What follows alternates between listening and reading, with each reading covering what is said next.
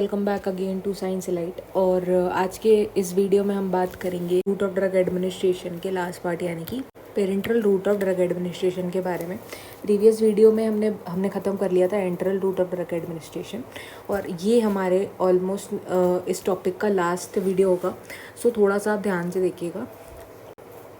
So parenteral route of drug administration की अगर हम बात करते हैं, सो अगर हम इस वर्ड को ब्रेक कर दें, ठीक है, पेर पार एंड एंटरल, ऑलराइट। सो इन दो वर्ड्स को जोड़कर ये टर्म बनती है।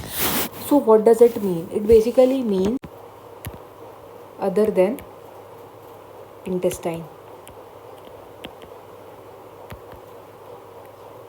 Other than intestine. That means इसमें इंटेस्टाइन डायरेक्टली इन्वॉल्व नहीं होती है। डायरेक्टली हम ड्रग को इंटेस्टाइन के थ्रू एडमिनिस्टर नहीं करते। देन हम कहाँ ड्रग एडमिनिस्टर करते हैं? बेसिकली इनके पेरेंटल के केसेस में हम डायरेक्टली ब्लड स्ट्रीम के अंदर डायरेक्टली हमारी ड्रग को एडमिनिस्टर करते हैं, directly into the blood stream, ठीक है। अब जनरल सी बात है भाई, डायरेक्टली ब्लड स्ट्रीम में चली गई, so definitely this will Sarpass the first pass metabolism में होता है। अब भाई फर्स्ट पास मेटाबॉलिज्म नहीं होगा, दैट मीन्स बायो अवेलेबिलिटी भी 100% होगी। बायो अवेलेबिलिटी विल ऑल्सो भी 100%। कैसे होगी 100%? थोड़ा सा इस चीज़ को समझते हैं। बेसिकली जब आपने देखा था कि भाई हमने ओरल रूट के थ्रू ड्रग एडमिनिस्टर करी थी, स्टमक में गई, स्टमक के बाद भाई यहाँ पर फर्स्ट पास मेटाबॉलिज्म हो गई, फर्स्ट पास मेटाबॉलिज्म यहाँ पर होगा ही होगा। तो फिर जब यहाँ पे फर्स्ट पास मेटाबॉलिज्म होगा, ठीक है, तो ये ड्रग, मैंने आप एक डायग्राम अगर आपको याद हो तो मैंने बताया था कि भाई इतनी बड़ी आपने ड्रग खाई, उसमें से ये वाला पार्ट जो मैंने हाईलाइट किया हुआ है, इतनी ड्रग आपकी एक्सक्रीट हो गई या फिर मेटाबोलाइज हो गई, मेटाबोलाइज होके एक्सक्रीशन में चली गई, ठीक है, एक्सक्रीशन हो गया इसका। अब रिमेनिंग जो ड्रग है, शायद ये उतना अमाउंट नहीं है जितना हमारी बॉडी को थेरापेटिक रिस्पॉन्स के लिए चाहिए था, ठीक है।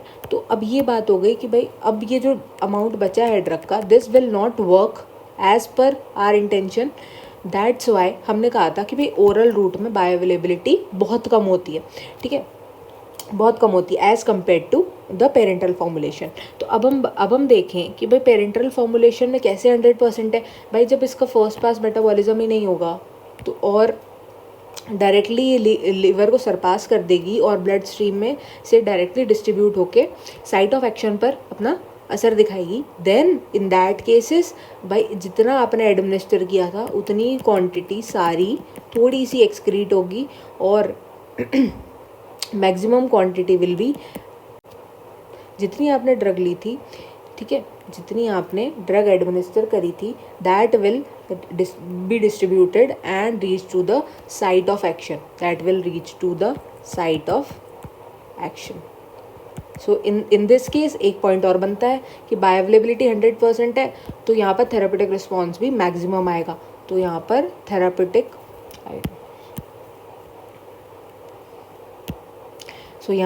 थेरापेटिक रिस्पॉन्स भी मैक्सिमम आएगा, सो ये थोड़ा सा एक जिस्ट था पेरेंटल का। थोड़ा सा हम इसमें डीप डाइव करते हैं, ठीक है, और हम समझते हैं बेसिकली कि इनके एडवांटेजेस और डिसएडवांटेजेस क्या है। ऑलराइट, अब हम बात करते हैं इसके एडवांटेजेस के बारे में बात करते हैं।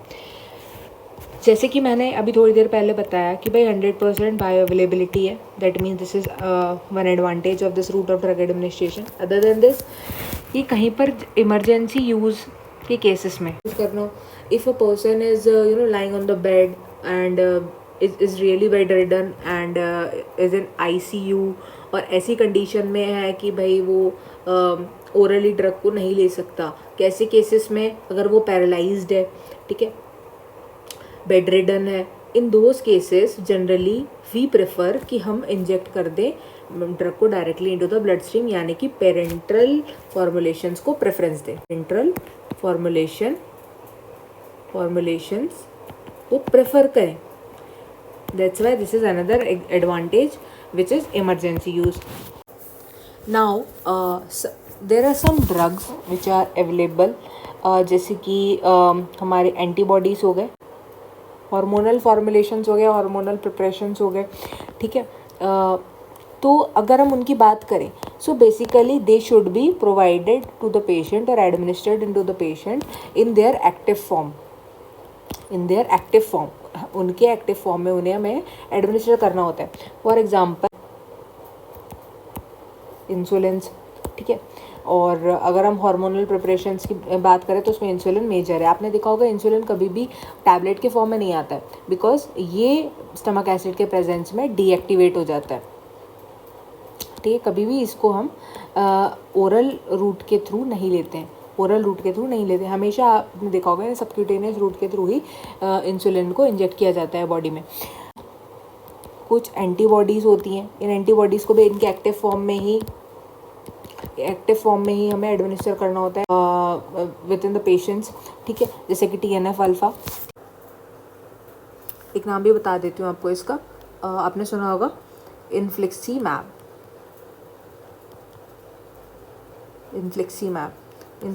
एक एंटीबॉडी है, ठीक है. जनरली इसको this works against TNF alpha, all right. And for the treatment of rheumatoid arthritis, और इस टाइप की जो ड्रग्स होती हैं फॉर्मूले, इनको हमें पेरेंटल रूट के थ्रू ही एडमिनिस्टर करना होता है for to get their 100% therapeutic effect within the body. So ये एक हमारा एडवांटेज हो गया. If we talk about the disadvantages of parental formulations, तो वो भी कुछ है भाई. कोई चीज़ अच्छी होती है तो उसके साथ कोई चीज़ ख़राब भी होती है. सो हम वो ख़राबी भी देख लेते हैं कि what are the disadvantages of parental formulations. तो पहली चीज़ तो ये हो गई कि पेनफुल होता है, थोड़ा सा पेनफुल है, ठीक है. पेनफुल कैसे है भाई? ऑब्वियसली नीडल है, आपकी स्किन के थ्रू पेनिट्रेट होके जा रही है, पेनफुल है. अदर देन दिस, इसमें आपको किसी ना किसी हेल्पर की ज़रूरत पड़ेगी. You need an helper to inject. जैसे कि हम ओरल टैबलेट्स या कैप्सूल जब हम ओरली लेते हैं, we don't need an helper, we generally self medicated. तो in this case, parenteral formulations के केस में we can not self medicate. So we need someone to administer these kind of formulations. All right. Other than this, the children compliance generally decreases. Compliance is not 100%. Every time whenever someone asks you that which kind of formulation would you prefer, oral or parental, then 100% your answer is orally. We'll take any tablet or any capsule. But we always deny for parental formulations or injections. So in those cases, the patient compliance gradually decreases. Compliance in these cases is very low. So these are some disadvantages of parental formulations. But definitely the advantages are more trustworthy in this case, because the accuracy of this, the accuracy star point hai. The accuracy of these formulations very good, is very nice, ठीक है. अब now accuracy in what terms? Accuracy in the terms of reaching to the site of action. All right. And definitely the bioavailability part. So these are basically the disadvantages and advantages of parental formulations. Now let's come up to the types of parental formulations. So there are majorly 6 types. Number 1, intravenous. Another one is intramuscular, subcutaneous, thecal, intra arterial, intrathecal. अब एक एक करके इन सभी के बारे में बात करते हैं. सबसे पहले हम स्टार्ट करते हैं इंट्रावीनस से. Number 1, intravenous route of drug administration. Intravenous यानी वाया योर वेन्स के थ्रू हमने डायरेक्टली हमारी ड्रग फॉर्मुलेशन को ब्लड स्ट्रीम में पहुंचा दिया, into the blood stream. So definitely इसमें पेरेंटल के सभी एडवांटेजेस तो आएंगे ही आएंगे, जैसे कि via this route the bioavailability is 100%, bioavailability is 100%.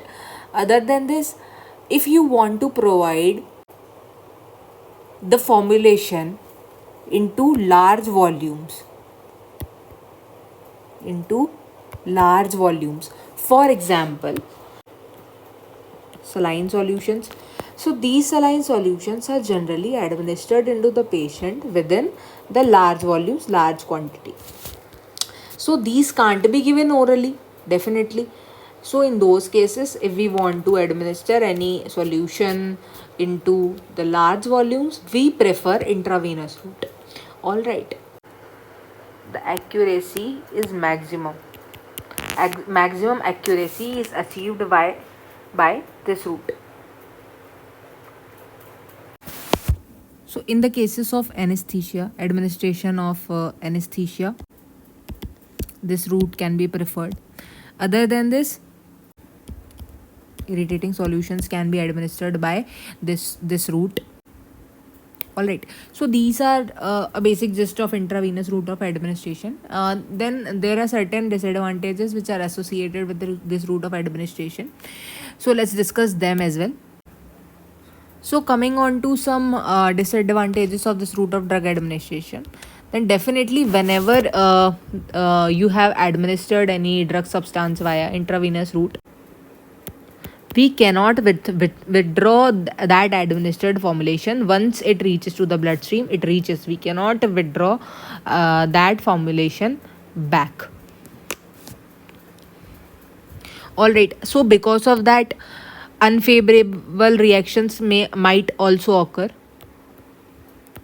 This might also occur because definitely जब भी इंट्रावीनस रूट के थ्रू आपने ड्रग को एडमिनिस्टर किया है, ये हमारे ब्लड में तुरंत ही पहुंच जाती है और प्लाज्मा में भी, प्लाज्मा के बाद टिश्यूज़ में बहुत जल्दी पहुंच जाती है.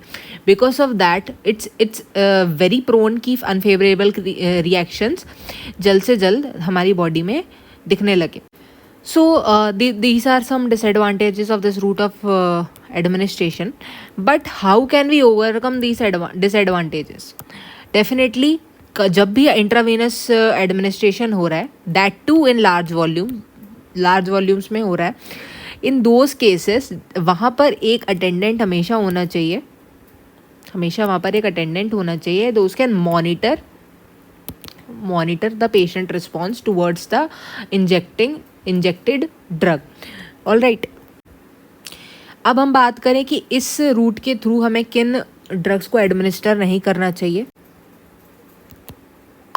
ऑयली प्रिपरेशंस को हम इस रूट के थ्रू नहीं दे सकते हैं. Other than this some any such kind of formulations which precipitate,